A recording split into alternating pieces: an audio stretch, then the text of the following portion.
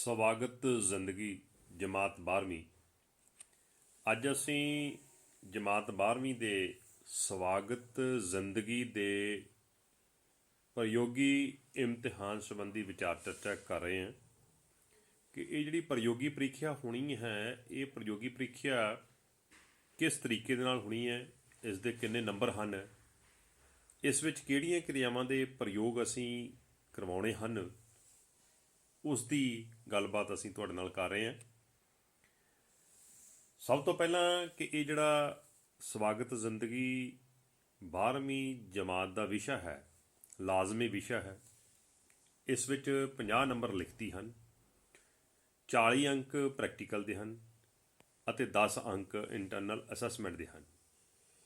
ਇਹ ਪ੍ਰੈਕਟੀਕਲ ਅੰਕ ਜਾਂ ਪ੍ਰਯੋਗੀ ਅੰਕ ਅਸੀਂ ਕਿਵੇਂ ਲਗਾਉਣੇ ਹਨ, ਇਸ ਦੀ ਵਿਧੀ ਕੀ ਹੈ, ਸਟਰਕਚਰ ਕੀ ਹੈ, ਇਹ ਆਮ ਤੌਰ 'ਤੇ ਬੋਰਡ ਦੀ ਸਾਈਟ 'ਤੇ ਵੀ ਪਾਇਆ ਹੋਇਆ ਹੈ ਸਿਲੇਬਸ ਦੇ ਨਾਲ ਹੀ, ਪਰੰਤੂ ਥੋੜ੍ਹੀ ਜਿਹੀ ਸੰਖੇਪ ਜਾਣਕਾਰੀ ਦੇ ਵਿੱਚ ਅੱਜ ਅਸੀਂ ਤੁਹਾਨੂੰ ਦੱਸ ਰਹੇ ਹਾਂ ਕਿ ਇਹ ਜੋ ਪ੍ਰੈਕਟੀਕਲ ਹੈ 12ਵੀਂ ਜਮਾਤ ਦਾ ਸਵਾਗਤ ਜ਼ਿੰਦਗੀ ਦਾ, ਇਹ 40 ਅੰਕਾਂ ਦਾ ਹੈ।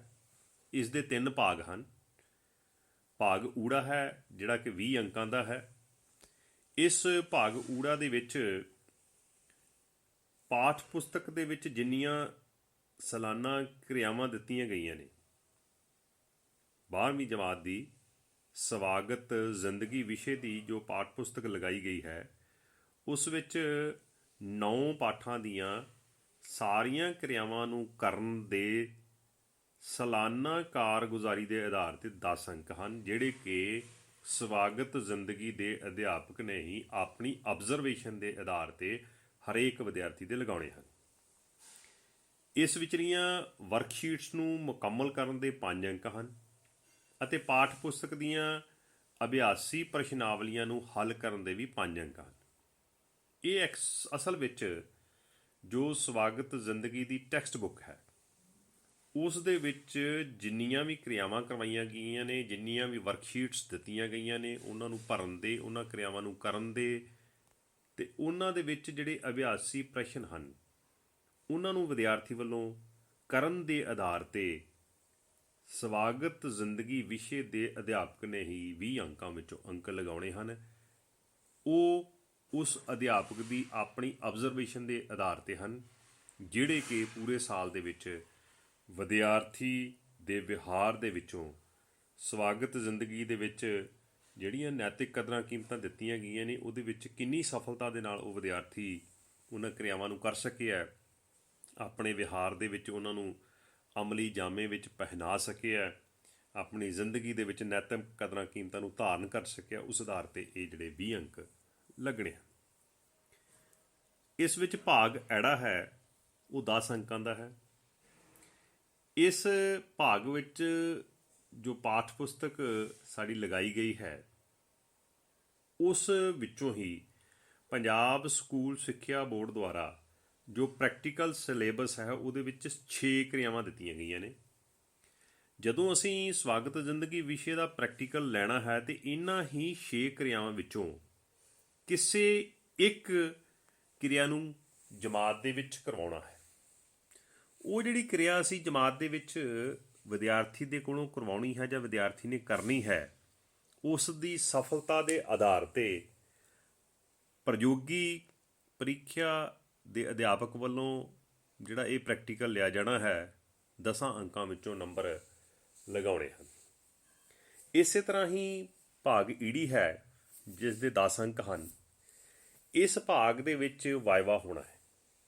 ਵਾਇਵਾ ਕੀ ਹੈ ਕਿ ਜਿਹੜੇ 9 ਪਾਠ ਹਨ ਸਵਾਗਤ ਜ਼ਿੰਦਗੀ ਵਿਸ਼ੇ ਦੇ, ਉਸ ਵਿੱਚ ਵੱਖ-ਵੱਖ ਕਿਰਿਆਵਾਂ ਹਨ, ਵੱਖਰੀਆਂ ਵੱਖਰੀਆਂ ਕਦਰਾਂ ਕੀਮਤਾਂ ਹਨ, ਨੈਤਿਕਤਾ ਦੇ ਨਾਲ ਸੰਬੰਧਿਤ, ਮਨੁੱਖੀ ਵਿਹਾਰ ਦੇ ਨਾਲ ਸੰਬੰਧਿਤ ਵੱਖਰੇ ਵੱਖਰੇ ਪਾਠ ਹਨ।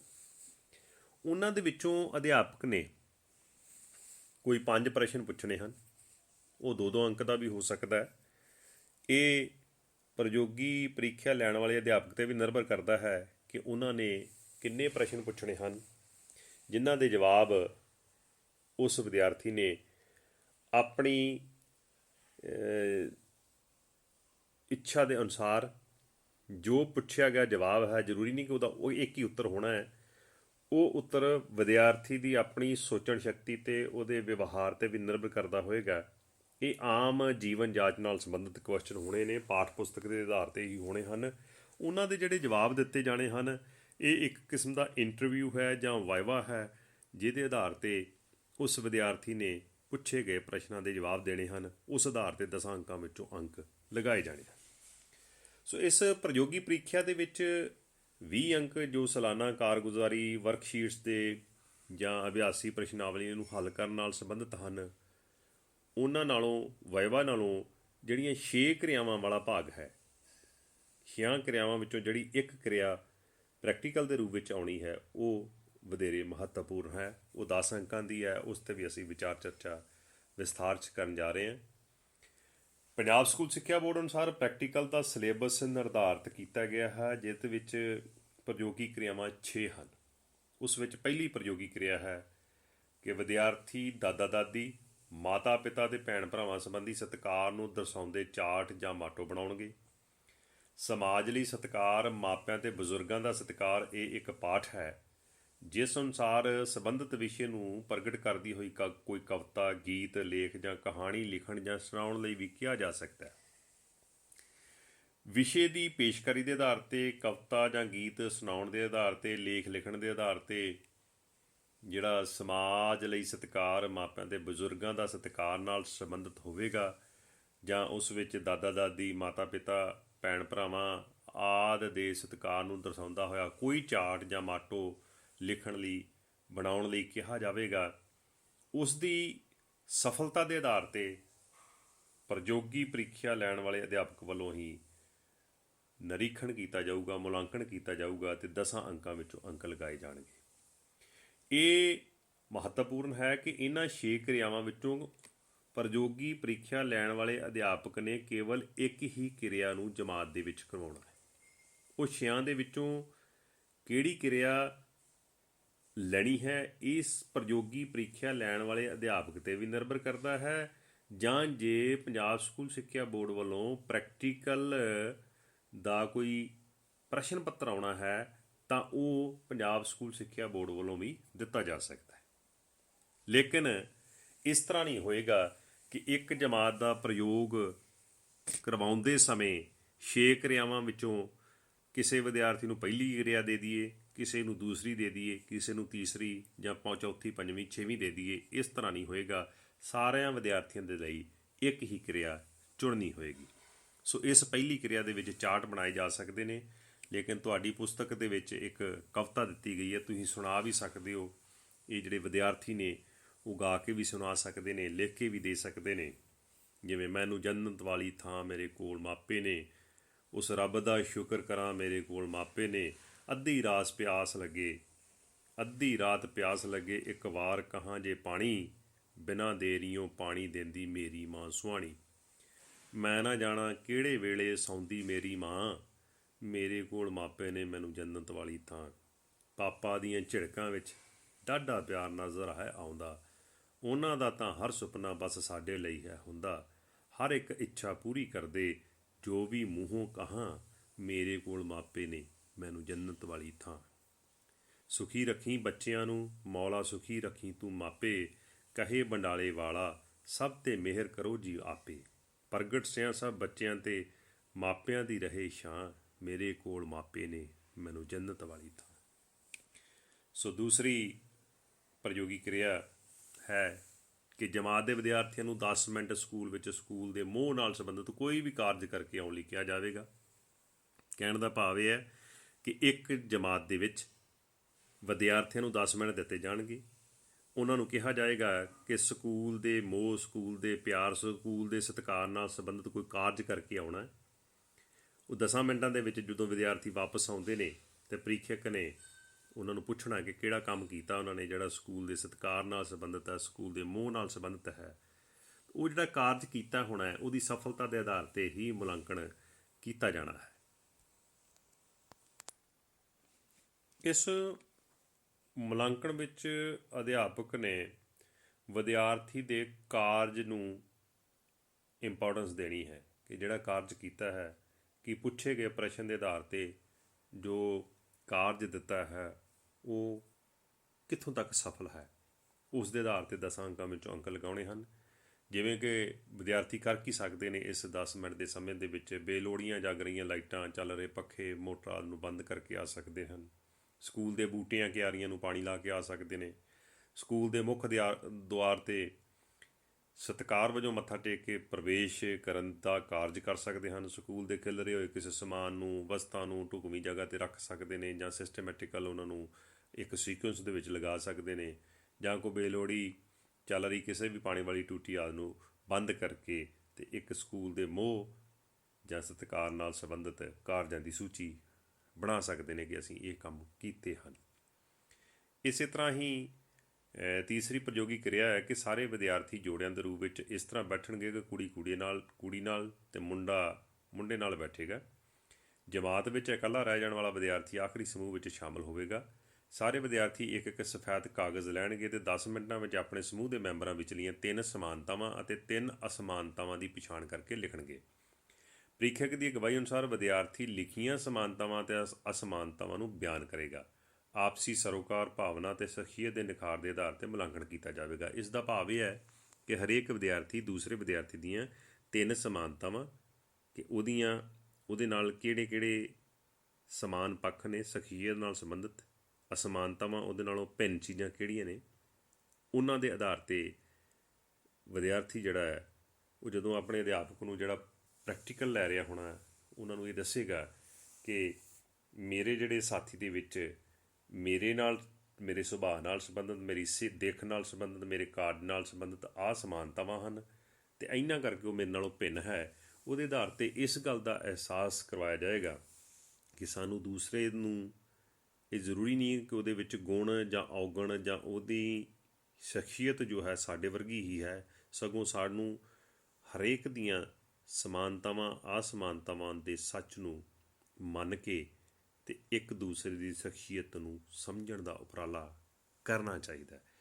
ਇਹ ਇੱਕ ਸ਼ਖਸੀਅਤ ਦੀ ਸਮਝ ਨਾਲ ਸੰਬੰਧਿਤ ਵਰਤਾਰਾ ਹੈ, ਜਿਸ ਵਿੱਚੋਂ ਵਿਦਿਆਰਥੀ ਨੂੰ ਇਹ ਅਹਿਸਾਸ ਹੋਵੇਗਾ ਕਿ ਜੋ ਵੀ ਇਸ ਦੁਨੀਆ ਦੇ ਵਿੱਚ ਵਿਅਕਤੀ ਆਇਆ ਹੈ ਉਹ ਦੂਸਰੇ ਨਾਲੋਂ ਭਿੰਨ ਹੈ, ਉਹਦੀ ਸ਼ਖਸੀਅਤ ਦੂਸਰੇ ਨਾਲੋਂ ਵੱਖਰੀ ਹੈ ਅਤੇ ਉਸ ਨੂੰ ਸਮਝਣ ਦਾ ਯਤਨ ਕਰਨਾ ਚਾਹੀਦਾ ਹੈ।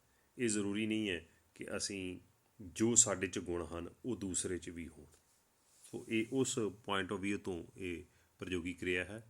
ਇਸੇ ਤਰ੍ਹਾਂ ਚੌਥੀ ਪ੍ਰਯੋਗੀ ਕਿਰਿਆ ਕੀ ਹੈ ਕਿ ਪਾਠ ਪੁਸਤਕ 'ਚ ਇੱਕ ਪਾਠ ਹੈ, ਸਮਾਜ ਸੁਧਾਰ, ਨਸ਼ੇ ਅਤੇ ਬੁਰੀ ਸੰਗਤ ਦਾ ਤਿਆਗ। ਨਸ਼ੇ ਅਤੇ ਬੁਰੀ ਸੰਗਤ ਦਾ ਤਿਆਗ ਪਾਠ ਨਾਲ ਸੰਬੰਧਿਤ ਹੈ। ਇਸ ਪਾਠ ਵਿੱਚ ਕਹਾਣੀਕਾਰ ਡਾਕਟਰ ਪਰਮਜੀਤ ਸਿੰਘ ਗਾਂਧੀ ਦੀ ਲਘੂ ਕਹਾਣੀ ਕਪੁੱਤਾਂ ਨਾਲੋਂ ਤਾਂ ਨੂੰਹਾਂ ਚੰਗੀਆਂ ਦੇ ਆਧਾਰ 'ਤੇ ਸਮਾਜ ਸੁਧਾਰ ਦੇ ਆਸ਼ੇ ਤੋਂ ਪ੍ਰਯੋਗੀ ਸਿਲੇਬਸ ਵਿੱਚ ਦਿੱਤੇ ਗਏ ਪਹਿਰੇ ਦੀਆਂ ਖਾਲੀ ਥਾਵਾਂ ਨੂੰ ਭਰਨ ਲਈ ਕਹਿਣਾ ਹੈ ਅਤੇ ਸੁਧਾਰਕ ਆਸ਼ੇ ਦੀ ਪੂਰਤੀ ਤੋਂ ਪ੍ਰੀਖਿਅਕ ਵੱਲੋਂ ਮੁਲਾਂਕਣ ਵੀ ਕੀਤਾ ਜਾਣਾ ਹੈ ਅਤੇ ਇਹਨਾਂ ਖਾਲੀ ਥਾਵਾਂ ਨੂੰ ਵਿਦਿਆਰਥੀਆਂ ਵੱਲੋਂ ਭਰਿਆ ਵੀ ਜਾਣਾ ਹੈ। ਇਹ ਜ਼ਰੂਰੀ ਨਹੀਂ ਹੈ ਕਿ ਜਿਹੜੀ ਖਾਲੀ ਥਾਂ ਹੈ ਉਹਦਾ ਜਵਾਬ ਇੱਕ ਹੀ ਹੋਵੇ। ਹੋ ਸਕਦਾ ਵਿਦਿਆਰਥੀ ਦੀ ਨਜ਼ਰ ਦੇ ਵਿੱਚ ਸੁਧਾਰਕ ਦ੍ਰਿਸ਼ਟੀ ਤੋਂ ਕੁਝ ਖਾਲੀ ਥਾਵਾਂ ਦੇ ਜਵਾਬ ਹੋਰ ਵੀ ਹੋਣ, ਜਿਵੇਂ ਕਿ ਇਹ ਸਿਲੇਬਸ ਦੇ ਵਿੱਚ ਹੀ ਜੋ ਖਾਲੀ ਥਾਵਾਂ ਦਿੱਤੀਆਂ ਗਈਆਂ ਨੇ ਉਹ ਪਹਿਰਾ ਇਹੀ ਪਾਉਣਾ ਹੈ ਅਤੇ ਇਹਦੇ ਵਿੱਚੋਂ ਵਿਦਿਆਰਥੀ ਦੁਆਰਾ ਜੋ ਖਾਲੀ ਥਾਵਾਂ ਭਰੀਆਂ ਜਾਣੀਆਂ ਨੇ ਉਹਨਾਂ ਦੇ ਨਜ਼ਰੀਏ ਤੋਂ, ਸੁਧਾਰਕ ਦ੍ਰਿਸ਼ਟੀ ਦੇ ਨਜ਼ਰੀਏ ਤੋਂ ਜੋ ਵਿਦਿਆਰਥੀ ਨੇ ਦਿੱਤਾ ਹੋਣਾ ਹੈ ਉਹਦੇ ਤੋਂ ਹੀ ਸਾਰੇ ਉਹਦੇ ਬਿਹੇਵੀਅਰ ਦੀ ਆਬਜ਼ਰਵੇਸ਼ਨ ਕਰਕੇ ਅਤੇ ਇਸ ਦੇ 10 ਅੰਕਾਂ ਵਿੱਚੋਂ ਅੰਕ ਲਗਾਉਣੇ ਹਨ। ਜਿਵੇਂ ਭੂਆ, ਜਿਹੜਾ ਲਾਲ ਅੱਖਰਾਂ ਦੇ ਨਾਲ ਲਾਲ ਸ਼ਬਦਾਂ ਦੇ ਵਿੱਚ ਜੋ ਲਿਖਿਆ ਗਿਆ ਹੈ ਇਹ ਅਸਲ 'ਚ ਖਾਲੀ ਥਾਵਾਂ ਨੂੰ ਭਰਿਆ ਗਿਆ ਹੈ। ਭੂਆ ਇਹ ਖਾਲੀ ਥਾਂ ਹੈ। ਅੱਗੇ ਨਸ਼ੇੜੀ ਪੁੱਤਾਂ ਕਾਰਨ ਬਹੁਤ ਦੁਖੀ ਸੀ, ਇਸ ਕਾਰਨ ਉਸਦੇ ਘਰ ਵਿੱਚ 3 ਮੌਤਾਂ ਹੋ ਚੁੱਕੀਆਂ ਹਨ। ਨਸ਼ਿਆਂ ਕਾਰਨ ਪੁੱਤਾਂ ਨੇ ਘਰ ਦੀ ਜਾਇਦਾਦ ਵੀ ਦਾਅ 'ਤੇ ਲਾ ਦਿੱਤੀ ਸੀ। ਘਰ ਦੀਆਂ ਨੂੰਹਾਂ ਵੀ ਨਸ਼ੇੜੀਆਂ ਕਾਰਨ ਪਰੇਸ਼ਾਨ ਸਨ। ਕੋਈ ਨਹੀਂ ਚਾਹੁੰਦਾ ਕਿ ਉਸਦੇ ਘਰ ਨਸ਼ੇੜੀ ਹੋਵੇ। ਆਪਣੇ ਬੱਚਿਆਂ ਨੂੰ ਵੀ ਭੈੜੀ ਸੰਗਤ ਤੋਂ ਬਚਾ ਕੇ ਰੱਖਣਾ ਚਾਹੀਦਾ ਹੈ, ਕਿਉਂਕਿ ਕਹਾਣੀ ਵਿੱਚ ਵੀ ਸ਼ਰਾਬੀ ਅਤੇ ਐਬੀ ਦੋਸਤਾਂ ਨੇ ਆਪਣੇ ਹੀ ਦੋਸਤ ਨੂੰ ਨਸ਼ੇੜੀ ਬਣਾਇਆ ਅਤੇ ਉਸਦਾ ਘਰ ਵੀ ਉਜਾੜ ਦਿੱਤਾ। ਕਹਾਣੀ ਵਿੱਚ ਭੂਆ ਅਤੇ ਉਸ ਦੀਆਂ ਨੂੰਹਾਂ ਦੇ ਆਪਸੀ ਰਿਸ਼ਤੇ ਦੀ ਤਰ੍ਹਾਂ ਸਾਡੇ ਸਮਾਜ ਵਿੱਚ ਨੂੰਹ ਸੱਸ ਦਾ ਰਿਸ਼ਤਾ ਵੀ ਆਪਸੀ ਸਹਿਯੋਗ ਵਾਲਾ ਹੋਣਾ ਚਾਹੀਦਾ ਹੈ। ਮੈਂ ਇਸ ਕਹਾਣੀ ਦੇ ਪਾਤਰ ਗੁਰਦਿੱਤ ਸਿੰਘ ਵਰਗਾ ਬਣਾਂਗਾ ਕਿਉਂਕਿ ਉਸ ਨੇ ਕਹਾਣੀ ਵਿੱਚ ਸਮਾਜ ਸੁਧਾਰਕ ਦਾ ਕੰਮ ਕੀਤਾ। ਮਨਜੀਤ ਨੇ ਗੁਰਦਿੱਤ ਸਿੰਘ ਦੇ ਕਹੇ ਅਨੁਸਾਰ ਚੱਲ ਕੇ ਆਪਣੇ ਮਨ ਨੂੰ ਜਿੱਤ ਕੇ ਨਸ਼ਾ ਛੱਡਿਆ। ਇਹ ਕਹਾਣੀ ਸਾਨੂੰ ਨਸ਼ਿਆਂ ਤੋਂ ਦੂਰ ਰਹਿਣ ਦੀ ਪ੍ਰੇਰਨਾ ਦਿੰਦੀ ਹੈ। ਮੈਂ ਹਮੇਸ਼ਾ ਆਪਣੀ ਜ਼ਿੰਦਗੀ ਵਿੱਚ ਸਮਾਜਿਕ ਭਲਾਈ ਦੇ ਨੇਕ ਕਾਰਜ ਕਰਾਂਗਾ। ਇਹ ਹੋਵੇਗੀ ਪ੍ਰਯੋਗੀ ਕਿਰਿਆ ਚੌਥੀ। ਤੋ ਪ੍ਰਯੋਗੀ ਕਿਰਿਆ ਜੋ ਪੰਜਵੀਂ ਹੈ ਇਸ ਵਿੱਚ ਪਾਠ ਪੁਸਤਕ ਦੇ ਆਧਾਰ ਤੇ ਪ੍ਰੀਖਿਅਕ ਸਾਡਾ ਫੈਸਲਾ ਹੈ ਕਿ ਜੋ ਕਹਾਂਗੇ ਉਹ ਕਰ ਦਿਖਾਵਾਂਗੇ। ਸਾਡਾ ਵਿਸ਼ਵਾਸ ਹੈ ਕਿ ਹਰ ਚੰਗਾ ਕੰਮ ਪਹਿਲੇ ਸਾਰਥਕ ਕਦਮ ਨਾਲ ਸ਼ੁਰੂ ਹੁੰਦਾ ਹੈ। ਵਾਕ ਬਲੈਕਬੋਰਡ ਤੇ ਲਿਖ ਕੇ ਆਤਮ ਵਿਸ਼ਵਾਸ ਅਤੇ ਸਿਰਜਣਾਤਮਕ ਸੋਚ ਦੇ ਆਧਾਰ ਤੇ ਕੋਈ ਇੱਕ ਸੰਖੇਪ ਕਾਰਜ ਜਮਾਤ ਵਿੱਚ ਹੀ ਕਰਨ ਲਈ ਕਹੇਗਾ। ਕੀਤੇ ਕਾਰਜ ਦੀ ਜੋ ਵਿਦਿਆਰਥੀ ਵੱਲੋਂ ਕਾਰਜ ਕੀਤਾ ਜਾਣਾ, ਆਤਮ ਵਿਸ਼ਵਾਸ ਅਤੇ ਉਸ ਦੇ ਸਿਰਜਣਾਤਮਕ ਸੋਚ ਜਾਂ ਉਸ ਦੀ ਜੋ ਸਿਰਜਣਾਤਮਕ ਸੋਚ ਹੈ ਉਹਦੀ ਸਾਰਥਕਤਾ ਦੇ ਆਧਾਰ ਤੇ ਹੀ ਮੁਲਾਂਕਣ ਕੀਤਾ ਜਾਣਾ ਕਿ ਵਿਦਿਆਰਥੀ ਨੂੰ ਜਿਹੜਾ ਕੰਮ ਦਿੱਤਾ ਜਾਣਾ ਹੈ ਕਿ ਉਹ ਆਪਣੀ ਪੂਰੇ ਆਤਮ ਵਿਸ਼ਵਾਸ ਦੇ ਨਾਲ, ਆਪਣੀ ਕ੍ਰੀਏਟਿਵ ਥਿੰਕਿੰਗ ਦੇ ਨਾਲ ਕਿੰਨੇ ਬਿਹਤਰ ਤਰੀਕੇ ਦੇ ਨਾਲ ਕਰ ਰਿਹਾ। ਜੇ ਬਿਹਤਰ ਵੀ ਨਹੀਂ ਕਰ ਰਿਹਾ ਤੇ ਕੀ ਉਹਦਾ ਉਸ ਵਿੱਚ ਆਤਮ ਵਿਸ਼ਵਾਸ ਹੈ ਕਿ ਉਹ ਇਹ ਕੰਮ ਕਰ ਸਕਦਾ ਹੈ, ਉਸ ਦੇ ਆਧਾਰ ਤੇ ਹੀ ਇਸ ਦੇ ਅੰਕ ਲੱਗਣੇ ਨੇ। ਜਿਵੇਂ ਕਿਹਾ ਜਾ ਸਕਦਾ ਹੈ ਬਲੈਕ ਬੋਰਡ 'ਤੇ ਇੱਕ ਵਾਕ ਲਿਖਣ ਲਈ ਕਿਹਾ ਜਾ ਸਕਦਾ ਹੈ, ਹੱਸਣ ਲਈ ਕਿਹਾ ਜਾ ਸਕਦਾ, ਕੁਝ ਗਾਉਣ ਲਈ ਕਿਹਾ ਜਾ ਸਕਦਾ। ਅਧਿਆਪਕ ਆਪਣੀ ਮਰਜ਼ੀ ਨਾਲ ਕੋਈ ਵੀ ਕਾਰਜ ਦੇ ਸਕਦਾ। ਸੋ ਇਹ ਪ੍ਰਯੋਗੀ ਕਿਰਿਆ ਉਸ ਕਾਰਜ ਨਾਲ ਸੰਬੰਧਿਤ ਹੈ। ਤੋ ਇਸੇ ਤਰ੍ਹਾਂ ਹੀ 6ਵੀਂ ਪ੍ਰਯੋਗੀ ਕਿਰਿਆ, ਅਖੀਰਲੀ ਜੋ ਪ੍ਰਯੋਗੀ ਕਿਰਿਆ ਹੈ, ਉਹ ਪਾਠ ਸਮੱਸਿਆ ਅਤੇ ਹੱਲ ਨਾਲ ਸੰਬੰਧਿਤ ਹੈ। ਕਿਸੇ ਇੱਕ ਸਮੱਸਿਆ ਦੇ ਹੱਲ ਦੀ ਪ੍ਰਕਿਰਿਆ ਦਾ ਚਾਰਟ ਚਿੱਤਰ ਬਣਾਉਣ ਲਈ ਕਿਹਾ ਜਾਵੇਗਾ। ਇਸ ਦੀ ਸ਼ੁੱਧਤਾ ਦੇ ਆਧਾਰ 'ਤੇ ਮੁਲਾਂਕਣ ਕੀਤਾ ਜਾਵੇਗਾ। ਤੁਹਾਡੀ ਜੋ ਸਵਾਗਤ ਜ਼ਿੰਦਗੀ ਦੀ ਪਾਠ ਪੁਸਤਕ ਹੈ ਉਹਦੇ ਵਿੱਚ ਸਮੱਸਿਆ ਅਤੇ ਹੱਲ ਨਾਲ ਸੰਬੰਧਿਤ ਚਾਰਟ ਜਾਂ ਚਿੱਤਰ ਹੈ ਜੋ ਵਿਦਿਆਰਥੀ ਨੇ ਬਣਾਉਣਾ ਹੈ। ਤੋ ਇਹ ਇੱਕ ਪ੍ਰੈਕਟੀਕਲ ਕਾਰਜ ਹੈ। ਉਸ ਚਾਰਟ ਦੇ ਵਿੱਚ ਪਹਿਲਾ ਪੁਆਇੰਟ ਆਉਣਾ ਹੈ ਪ੍ਰਕਿਰਿਆ ਦਾ, ਸਮੱਸਿਆ ਦੀ ਪਹਿਚਾਣ ਕਰਨੀ ਹੈ। ਦੂਸਰਾ ਹੈ ਜਾਣਕਾਰੀ ਦਾ ਪਤਾ ਲਗਾਉਣਾ ਅਤੇ ਵਿਚਾਰ ਬਣਾਉਣਾ ਹੈ। ਤੀਸਰਾ ਸਭ ਤੋਂ ਉੱਤਮ ਵਿਚਾਰ ਚੁਣਨਾ ਹੈ। ਚੌਥਾ ਵਿਚਾਰ ਬਣਾਉਣਾ ਹੈ, ਪਰਖਣਾ ਹੈ, ਨਤੀਜੇ ਦਾ ਮੁਲਾਂਕਣ ਕਰਨਾ ਹੈ। ਕਿਸੇ ਸਮੱਸਿਆ ਦੇ ਸੰਬੰਧ ਦੇ ਵਿੱਚ ਇਸ ਵਿਚਾਰਧਾਰਕ ਪ੍ਰਕਿਰਿਆ ਦੇ ਵਿੱਚ ਅਸੀਂ ਸਮੱਸਿਆ ਦਾ ਹੱਲ ਕਰ ਸਕਦੇ ਹਾਂ।